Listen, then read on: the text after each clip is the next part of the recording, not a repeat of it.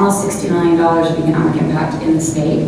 And I've created about 1,600 jobs. That's just in 1 year. And then over the course of history, there's been 900 films shot in Utah. So a lot of the operators who are supporting the film are using some of the technologies that came out of the aerospace industry. Mainly, I hate to use the word drone, but that's the word we'll have to use. I call them unmanned aerial systems.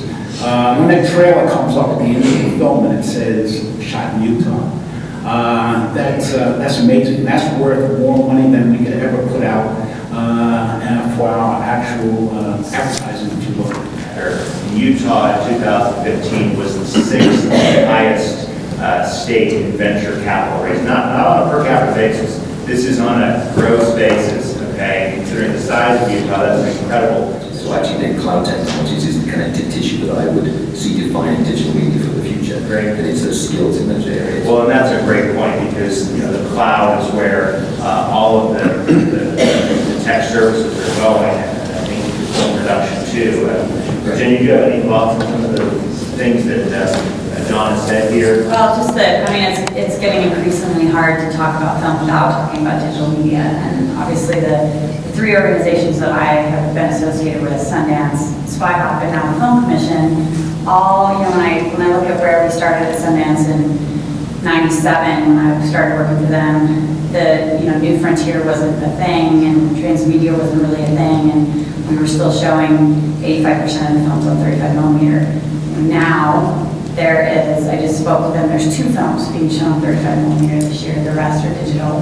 Now, with Provo being one of the gigabit cities with the kinds of connectivity that's available through Utopia and elsewhere, I mean, you don't need to do that. I mean, the industry is here right now. So I think maybe it's kind of tech perhaps a little earlier, and now we've seen this for digital media as well. Did you want to say something quickly, Marshall? Yeah, very quickly. What I think we're finding right now is that if we use the digital technologies, digital media, as part of a platform for innovation on innovation, we have these wonderful in Europe, wonderful companies, but they can't absorb all our graduates.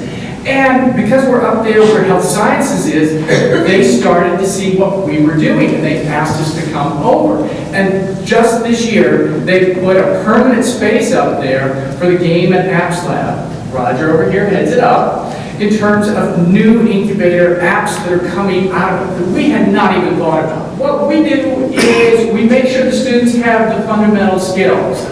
It's tough. They get really seduced by technology, and they think that technology is the plan, what you need to do. And making sure they have that, and then putting them in environments where they work together, whether it's computer scientists, whether it's artists, or it's game designers.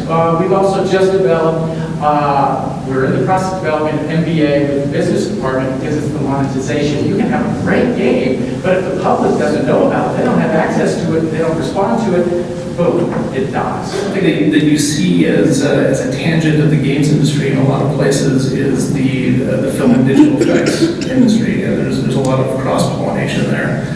And you see a lot of artists who have maybe cut their chops in games and ultimately want to get into film and digital effects, able to move back and forth because those industries are both vibrant in the same place. And I did just hear a statistic about YouTubers too in Utah. We have an exceedingly large proportion of YouTube channels based here. The content creators are based here in Salt Lake. Number one, there's no cohesion anywhere. There's a lot of people doing some stuff. That's how I would explain my experience with the digital media industry here. There's guys like the guys on the stand that are doing real things, but the talent level and the money level available in Utah is totally incongruous with what's actually going on. There's a gold rush in kids animation right now.